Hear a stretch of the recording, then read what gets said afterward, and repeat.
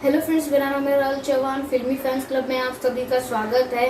और आज मैं आपको बताने वाला हूँ कन्नुम कन्नुम कोल्लडित्तल, जिसका हिंदी में मतलब है आंख से आंख मिलना।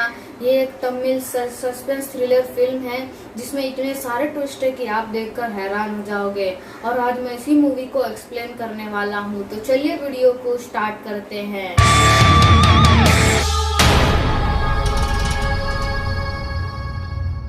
तो मूवी की शुरुआत होती है और हमें सिद्धार्थ और कालिस को दिखाया जाता है, जो कि एक बड़े बंगले में रह रहे रहते हैं। और वो लोग अपने बहुत सारे उनके पास पैसे रहते हैं, जिसका वो लोग अय्याशी करते हैं और लड़कियों के साथ घूमते फिरते रहते हैं। और एक बार सिद्धार्थ एक मॉल में जो शॉपिंग करने को आया रहता है, तभी उसे एक लड़की दिखती है जिसका नाम रहता है मीरा। और उसे उस लड़की से प्यार हो जाता है, लेकिन वो उसको बोलने से हिचकिचाता है। और एक दिन वो जब गाड़ी में उससे बात करते करते जा रहा था अपने फ्रेंड से, तो गाड़ी का अचानक से ब्रेक लग जाता है, क्योंकि उनके सामने एक गाड़ी आ जाती है। और फिर एक स्कूटर उनके कार से टकरा जाता है, जिसमें मीरा ही बैठी रहती है। और बाद में उसका स्कूटर ठीक करके उसे वापस से देता है और उसे कहता है कि मैं तुमसे प्यार करता हूँ। और वो उसे अपना फोन नंबर देता है और कहता है कि तुम मुझे कॉल करना और बता देना। बाद में जो है वो कॉल करती है और उसे गार्डन में मिलने को बुलाती है। बाद में उसका जो दोस्त है कालिस, वो भी उसके साथ ही जाता है। और फिर मीरा जो है वो आती है उसके फ्रेंड के साथ। उसके फ्रेंड का नाम रहता है श्रेया। और जो कालिस रहता है वो श्रेया को पसंद करने लग जाता है, लेकिन श्रेया कालिस को नहीं पसंद करती। और बाद में जो सिद्धार्थ रहता है वो और जो मीरा रहती है, वो दोनों अच्छे फ्रेंड्स बन जाते हैं। और उसके बाद वो लोग शॉपिंग करने को निकल लेते हैं। बाद में वो लोग बहुत सारा खर्चा करते हैं और खर्चा करने के बाद सिद्धार्थ का जो कार्ड रहता है वो डिक्लाइन हो जाता है, क्योंकि उसका जो है सारे के सारे पैसे खत्म हो जाते हैं शॉपिंग करने की वजह से। बाद में हमें इनका असली रूप दिखता है कि ये जो सिद्धार्थ है वो एक इंजीनियर रहता है, और जो कालिस है वो एक एनिमेटर रहता है। लेकिन हमें पता चलता है कि ये लोग इनका तो ये पैशन है ही, लेकिन ये लोग एक चोर है। इनका पैसा खत्म हो जाता है तो ये लोग एक प्लान बनाते हैं। आपको तो पता ही है कि ओला कार में वाईफाई जो है वो फ्री में देते हैं हमें, तो वो लोग उनका वाईफाई लेते हैं और बाद में उसके वाईफाई को हैक कर लेते हैं। और बाद में जितने भी लोग उस गाड़ी में बैठेंगे और वो लोग वाईफाई मांगेंगे, तो उसी वाईफाई से वो लोग जो है उन लोगों के जो फोन नंबर है उनको हैक कर लेते हैं और अपने मोबाइल में डाल लेते हैं। फिर वो लोग जो है उनके मोबाइल से शॉपिंग करना स्टार्ट कर देते हैं और लैपटॉप बाय करते हैं। और बाद में जब वो लोग लैपटॉप बाय करते हैं, तो वो लोग ऐसे घर में उनको जो एड्रेस देते हैं, जो कि घर हमेशा के लिए बंद हो चुका है। और वहाँ पर जो लोग रहते हैं वो लोग कहीं शिफ्ट हो चुके हैं। और वहाँ पे वो लोग बुलाते हैं और घर के सामने वो लोग लैपटॉप को लेते हैं। और हर एक लैपटॉप 60 से 70,000 के ऊपर रहता है। तो आप बोलोगे कि इनमें इनका क्या फायदा हुआ, क्योंकि इन लोगों का तो घाटा ही हुआ। ये लोग 60 से 70,000 का लैपटॉप खरीदे। लेकिन फ्रेंड्स, अभी देखिए ये लोग का प्लान असली में रहता क्या है। वो लोग लैपटॉप को लेते हैं और जैसे कि मैंने आपको बताया कि जो सिद्धार्थ है वो एक इंजीनियर रहता है, जिसकी वजह से वो जो है सारे लैपटॉप के CPU, रैम या मदरबोर्ड ये सब निकाल देता है और पुराने लैपटॉप के सारे जो कंपोनेंट्स रहते हैं वो उस नए लैपटॉप में डाल देता है। और वापस से उन लोगों को दे देता है कह के कि मुझे कलर पसंद नहीं आया, या फिर यहाँ पे स्क्रैच हो चुका है कह के वो वापस से उन्हें दे देता है। और जो पैसा है जितना उसने लिया था, उस पैसे में उसको वापस से ले लेता है। और बाद में उसने उसने जो लैपटॉप से सारी चीजें निकाली थी वो वापस से वो जाके शॉप में बेच देता है, जिससे वो डबल मुनाफा कमाते हैं।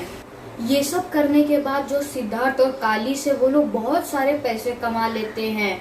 और बाद में हमें DCP प्रताप को दिखाते हैं, जो कि अपनी बेटी को लैपटॉप देता है। और वो वही लैपटॉप रहता है जिसके कंपोनेंट्स सिद्धार्थ और कालिस ने मिलकर निकाल दिए रहते हैं। जब DCP प्रताप घर पे आता है तो उसको गले लगाने के लिए जाती है, और जैसे ही वो गले लगाती है उसके बाद जो लैपटॉप है वो फट जाता है। तो उसकी बेटी तो बच जाती है, लेकिन बाद में प्रताप कहता है कि ये मेरे साथ नहीं और भी बहुत सारे लोगों के साथ हो सकता था, जिसकी वजह से वो कहता है कि सारे के सारे साइबर सेल्स को कह दो कि जो लोग जो लैपटॉप्स ले रहे हैं और बाद में वापस से उन्हें दे रहे हैं, उनकी एक लिस्ट बनाओ और मुझे दो। सिद्धार्थ कहता है कि इस बार हम लोग ऐसी चोरी करेंगे, हम लोग जो है मैंने एक डिवाइस बना ली है जिससे हम लोग किसी भी कार को अनलॉक कर सकते हैं बिना उस कार के की के।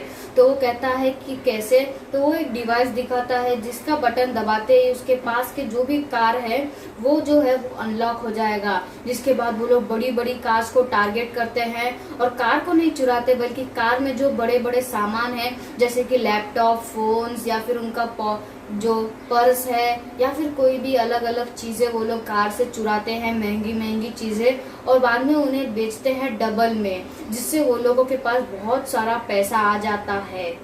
और बाद में डीसीपी प्रताप के पास उसका दोस्त आता है और वो कहता है कि मेरे कार में से मेरा लैपटॉप चोरी हो गया है और वो लैपटॉप में मेरे बहुत सारे फाइल्स और कुछ पर्सनल वीडियोस थे। तो बाद में डीसीपी प्रताप कहता है कि क्या तुम्हें कोई भी कॉल आया, क्योंकि अगर कॉल आया रहेगा तो पक्का वो लोग तुम्हें ब्लैकमेल करेंगे। लेकिन उसका डीसीपी का दोस्त कहता है कि नहीं, मुझे ऐसा कोई भी कॉल नहीं आया है। तो समझ लेता है डीसीपी प्रताप कि इन लोगों ने तुम्हें ब्लैकमेल करने को नहीं बल्कि ये लोग लैपटॉप को बेच देंगे। तो बाद में वो जो है वो अलग अलग वेबसाइट और एप्स पे अपना चेक करता है कि मेरा कोई लैपटॉप कोई बेच रहा है क्या।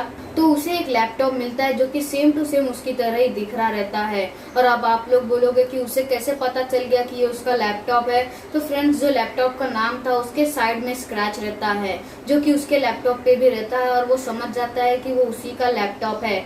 बाद में वो लोग जो है वो लोग एक प्लान बनाते हैं। वो लोग सिद्धार्थ को कॉल करते हैं और कहते हैं कि मुझे लैपटॉप चाहिए, तुम मुझे कैफेटेरिया में मिलो। और फिर जो डीसीपी प्रताप का दोस्त रहता है वो कैफेटेरिया जाता है और सिद्धार्थ को कॉल करता है। कॉल करने के बाद वो उसे कहता है कि मैंने ये ड्रेस पहना है और इस कैफेटेरिया में हूँ। फिर सिद्धार्थ भी बता देता है मैंने ये ड्रेस पहना है और मैं भी उस कैफेटेरिया में आ रहा हूँ। फिर जो उसका डीसीपी प्रताप का दोस्त रहता है वो डीसीपी को कहता है कि हाँ वो आ रहा है, उसने ये ड्रेस पहना है, तुम आते उसे पकड़ना। तो जो डीसीपी प्रताप रहता है नहीं, तुम उसे पहले चेक करो कि वो तुम्हारा लैपटॉप है तो उसे पकड़ो, हम लोग आएंगे। बाद में है फ्रेंड्स, अभी आप सोचिए कि क्या होगा, क्योंकि जो सिद्धार्थ रहता है वो आ ही रहा रहता है कि तभी एक आता है कहानी में ट्विस्ट कि उसके जो पीछे और कोई नहीं बैठा रहता बल्कि कालिश ही बैठा रहता है। और वो कैफेटेरिया से निकल के फटाक से सिद्धार्थ को कहता है कि भाई यहाँ पे हर एक जगह पे पुलिस वाले और इन लोगों ने हमें पकड़ने का प्लान बनाया है, तो वापस से यू टर्न ले ले। और वो यू टर्न ले लेता है। तभी जो मीरा रहती है उसका एक चोर पर्स चोरी कर लेता है, जिसकी वजह से वो बहुत रोती है और चोर लोगों को बुरा भला बोलती है, जिसकी वजह से सिद्धार्थ और कालिश को लगता है कि ये हमें ही बोल रही क्योंकि हम लोग भी चोरी करते थे।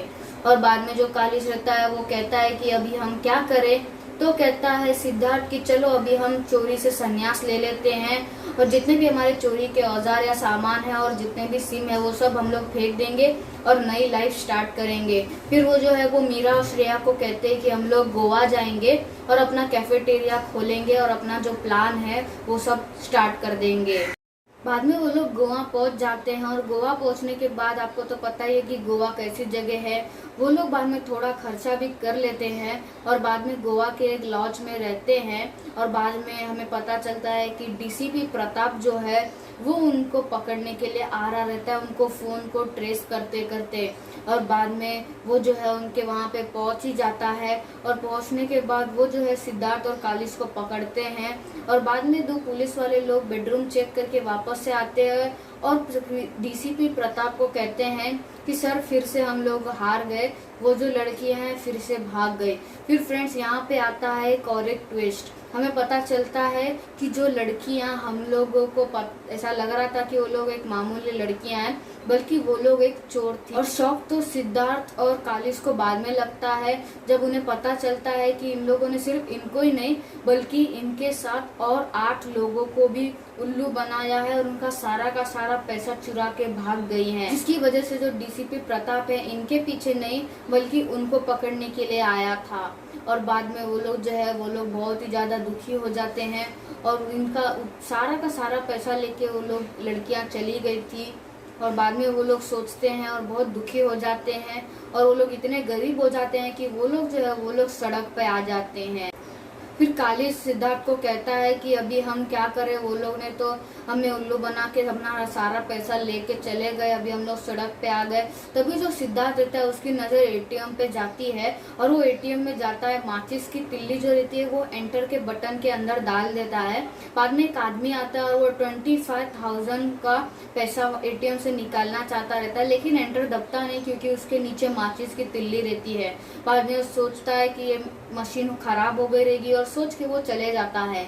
बाद में जो सिद्धार्थ रहता है वो वहां से माचिस की तिल्ली को निकालता है और एंटर दबाता है तो 25,000 उसके हाथ लग जाते हैं और वो लोग एक फ्लैट में आते हैं और सोचने लग जाते हैं कि अभी ये लड़कियों को हम लोग भी फंसाएंगे, पहले देखते हैं कि वो लोग कहाँ पर है। फिर वो लोग देखना स्टार्ट करते हैं कि ये लड़कियां कहाँ गए रह सकती है। फिर सिद्धार्थ को पता चलता है कि जो मीरा थी उसने एक दिन उसके घर को बहुत ही ज्यादा मस्त डेकोरेट किया था, और जब वो ऐसा सर्च करता है कि घर को डेकोरेट करने वाले लोग भी होते हैं तो उसे पता चलता है कि हाँ ऐसे भी लोग होते हैं। फिर वो लोग एक लड़की को बुलाते हैं और कहते हैं कि तुम इसे कॉल करो और कहो कि मुझे तुम्हारे इन सारे चीजों के बारे में जानना है और तुम्हारे साथ मैं काम करूंगी। बाद में जो मीरा रहती है उसको कॉल लगता है और मीरा कहती है कि ठीक है आ जाओ, मैं दिल्ली में हूँ। और बाद में जो सिद्धार्थ है दिल्ली आता है और वो उसे ढूंढ लेता है और ऐसे करके सिद्धार्थ जो है वो मीरा को पकड़ लेता है। बाद में मीरा उसे घर पे बुलाती है और बाद में कहती है कि ये लो सारा पैसा और थोड़े पैसे बचे वो मैं तुम्हें बाद में दे दूंगी और हमारे बारे में तुम किसी को मत बताना। तो बाद में जो सिद्धार्थ रहता है वो कहता है कि हमें पैसा नहीं चाहिए, हम तुमसे प्यार करते हैं और तुमसे शादी करना चाहते हैं। और बाद में वो लोग कहते हैं कि पर हम तुमसे नहीं प्यार करते, ये सब हमने नाटक किया था। तो वो लोग कहते हैं कि डरने की कोई बात नहीं, तुम भी एक चोर हो और हम भी एक चोर है, जिसकी वजह से जो लड़कियां रहती है उन्हें भी शौक लगता है। और जो सिद्धार्थ और कालिश रहते हैं वो लोग सब कुछ बताते हैं कि हमने ये सब करके इतना सारा पैसा इकट्ठा किया था। बाद में जो सिद्धार्थ रहता है वो कहता है कि अगर हम चारों मिलके काम करेंगे तो कुछ बड़ा हाथ मार सकते हैं। बाद में जो फिर मीरा रहती है वो बताती है कि मैंने 4 लोगों को टारगेट किया है, जिसमें जो सिद्धार्थ रहता है वो सूरज को चुनता है जो कि एक बिजनेसमैन रहता है, उसका पूरा नाम रहता है सूरज मेहता। और वो लोग फिर प्लान बनाना स्टार्ट कर देते हैं कि किस तरह वो लोग सूरज मेहता को फंसाएंगे। तो मधु जो रहती है वो उसे योगा क्लास में मिलती है सूरज से और बाद में जो है वो उससे दोस्ती कर लेती है और वो इतनी ऐसी गहरी दोस्ती कर लेती है कि वो जो है उसके कार में बैठना या फिर उसके घर जाना ऐसी ऐसी दोस्ती कर लेती है। और बाद में जो सिद्धार्थ रहता है वो उसे बताता है कि एक काम करो, अगर इसके घर में ज्यादा पैसा है ये हमें देखना है, मैं तुम्हारे पॉकेट में एक ऐसा रिकॉर्डर लगाऊंगा जिससे हम तुम्हारी सारी बातें सुने, सिर्फ तुम्हारी बातें नहीं बल्कि जो वहाँ पे सूरज किसी से भी कॉल कर रहा है और उस कॉल की मुझे सारी बातें सुनना है। तो बाद में वो लोग जब रिकॉर्ड ऑन करते हैं तब उन्हें पता चलता है कि सूरज जो है किसी एक जन से अलग भाषा में बात कर रहा रहता है जो कि उन्हें नहीं समझ में आता है। बाद में जो सिद्धार्थ रहता है वो उसे ट्रांसलेट करता है जिससे उसे पता चलता है कि सूरज के घर पे 1 करोड़ रुपीस है और वो जो है वो बाद में 3 दिन के बाद जिन लोगों से उसने पैसे लिए थे उनको वापस से दे देगा। बाद में लोग सोचते हैं कि हमारे पास 3 दिन का टाइम है और हमें इसके घर के बारे में जानना है और ये कहाँ पे अपना पैसा रखता है, जिसकी वजह से जो सिद्धार्थ रहता है वो उसे कहता है कि तुम अपना जो फोन है वो उसके कार में छोड़ लो, जिसकी वजह से हम लोग जो है उसके घर को देख सकेंगे। फिर वो जो कार है वो अपने घर पे पार्क करता है। बाद में जो मधु रहती है वो उस श्रेया के नंबर से अपने फोन को कॉल करती है। फिर वो देखता है कि अरे इसने तो यहीं पे फोन भूल गई है और बाद में जो मधु रहती है वो कहती है कि मैं फोन यहीं पे भूल गई हूँ, मैं बाद में सुबह आके ले लूंगी। तो बाद में सूरज कहता है ठीक है और वो जो है वो अपने पॉकेट में इस शर्ट डाल लेता है। जिसके बाद उसका जो कैमरा वहाँ पे स्पाई कैमरा उन्होंने लगा दिया था जिसकी वजह से वो जो भी चीज कर रहा रहता है वो सब उन्हें दिखता है। और बाद में वो चेक करते हैं कि एक जो गैरेज के आगे एक डोर है जिस डोर में उसका फिंगरप्रिंट के अलावा और कोई चीज चलेगा नहीं तभी वो डोर खुलेगा। और उसके आगे उन्हें एक बॉक्स दिखता है, सेफ बॉक्स, जिसमें सारा पैसा रहता है। लेकिन वो लोग देखने वाले रहते हैं कि उस बॉक्स का कोड क्या है। तभी मीरा के फोन में कॉल आ जाता है कंपनी का, जिसकी वजह से बाद में जो फोन है वो उल्टा रख देता है, जिसकी वजह से उन्हें जो है वो नंबर नहीं दिखता। लेकिन उन्हें जो है उसका कोड का जो टन टन टन ऐसा जो कोड का जो आवाज रहता है दबाने का, वो उन्हें सुनाई दे जाता है। जिसके बाद जो सिद्धार्थ रहता है वो हर एक कोड की फ्रीक्वेंसी सुनता है और उसके बाद वो समझ जाता है कि ये कोड है जिसको उसने दबाया था। और इसी आवाज के बाद वो लोग समझ जाते हैं कि कोड क्या है। और बाद में वो लोग जो है सूरज की एक फोटो लेते हैं जिसमें वो लोग उसको ऐसा करने के लिए कहते हैं। और फिर जो कालिस रहता है वो DSLR से उसका हैंड का फोटो लेता है और फिर जूम करता है और उसका जो फिंगरप्रिंट है उसको वो, क्योंकि वो एक एनिमेशन आर्टिस्ट रहता है, फिर जो कालिस है वो उसके फिंगरप्रिंट को एनिमेट करता है और वो प्रिंटर से निकालता है और बाद में वो लोग जो है उसे रेडी कर लेते हैं। बाद में जो सिद्धार्थ रहता है वो मधु को कहता है कि तुम उसे एक होटल में बुलाओ, हम होटल से उसकी गाड़ी चुराएंगे उस डिवाइस से जो हमने पहले बनाई थी, और उससे हम लोग गाड़ी लेंगे, उसके घर पे जाएंगे, पहले फिंगरप्रिंट लगाएंगे, सारा पैसा लेंगे। और जो श्रेया है वो सूरज की वाइफ को मॉल में बिजी करके रखेगी सामान खरीदने के लिए। जिसके बाद हम लोग उसके घर में जाएंगे, पैसा चुराएंगे, वापस आएंगे और तुम लोगों को बिना उनसे कुछ बात किए या फिर बताए तुम्हें वहां से भाग के आ जाना है हमारे पास, और फिर हम लोग ये देश छोड़ के चले जाएंगे। लेकिन कहानी में ट्विस्ट तब आता है जब जो सूरज रहता है वो कार होटल में पार्क करने की जगह कहीं और साइड से ही होटल को जहाँ पर रहता है उस साइड से अलग साइड में जाना शुरू कर देता है। जिसकी वजह से मीरा जो है वो उससे कहती है कि हम कहाँ जा रहे हैं, तो कहता है इट्स अ सरप्राइज। बाद में जो सिद्धार्थ रहता है वो उस कार का पीछा करता है और तभी उसे पता चलता है कि वो उसे अपने फार्म हाउस लेके आया है, जो कि बहुत ही ज्यादा सिक्योरिटी है उस फार्म हाउस में, जिसकी वजह से वो लोग जो उसकी कार चुरा नहीं सकते। बाद में कालिस बोलता है कि सब खत्म, हमारा प्लान फ्लॉप हो गया, चलो अभी मीरा को वापस से बुलाते हैं और यहाँ से चलते हैं। तो बाद में सिद्धार्थ कहता है कि नहीं तो एक गेम खेलेगा, तो कहता है कि इस समय तुम्हें गेम की पड़ी है, तो कहता है कि नहीं, उसका मैंने कार को स्टडी किया है और मुझे पता चला कि हम लोग सिर्फ और सिर्फ उसके डोर को नहीं बल्कि पूरी कार को हैक कर सकते हैं, क्योंकि उसका जो कार है वो एक AI सिस्टम पे बेस्ड है और वो अपने आप ही गाड़ी चल सकती है, यानी कि वो सेल्फ ड्राइविंग कार है। बाद में उस कार को हैक करता है और एकदम रिमोट कंट्रोल गेमिंग की तरह वो कार को वहां से गैराज से लेके मतलब जहाँ पे फार्म हाउस रहता है उससे बाहर लाता है। और बाद में वो लोग उसी कार से जो है उसके घर जाते हैं। घर जाने के बाद वो लोग गैराज में आते हैं, फिंगरप्रिंट लगाते हैं और फिंगरप्रिंट लगाने के बाद वो लोग पैसा भी निकाल लेते हैं। फिर वो लोग जो है वो लोग मधु को कहते हैं कि चलो अभी तुम वापस से आ जाओ।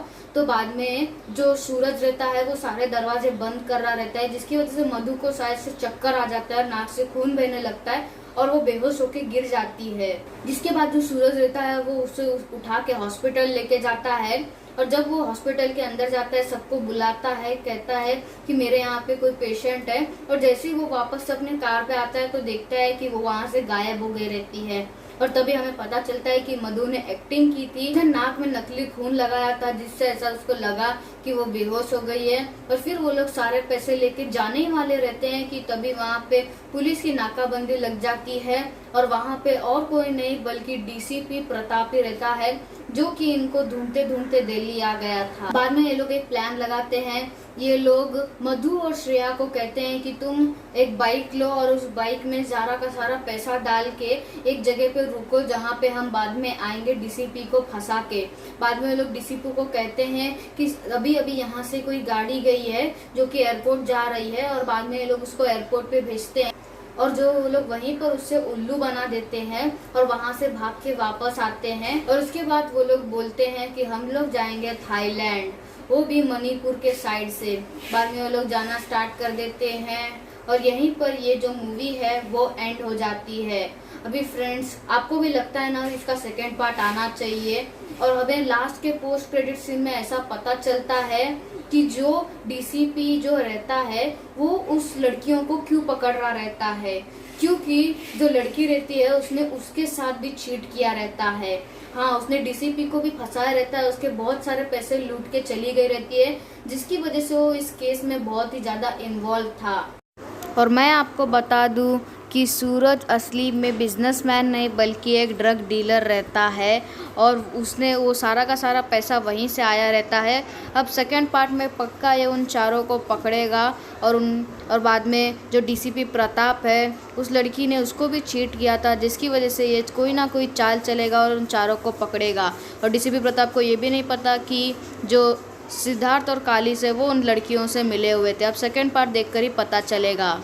आपको ये मूवी कैसी लगी मुझे कमेंट करके ज़रूर बताएं। मैं इस फिल्म का लिंक डिस्क्रिप्शन में दे दूंगा, आप जाके देख लीजिए, क्योंकि मेरे बोलने में इतना ट्विस्ट आपको नहीं लगा रहेगा, जितना आप फिल्म देखोगे तो आपको लगेगा। तो आज के लिए बस इतना है। वीडियो अच्छी लगी तो लाइक कीजिए, शेयर कीजिए, और अगर आप मेरे चैनल पे नए, मेरे चैनल को सब्सक्राइब कीजिए। मिलते हैं अगले अमेजिंग वीडियो के साथ, तब तक के लिए बाय बाय।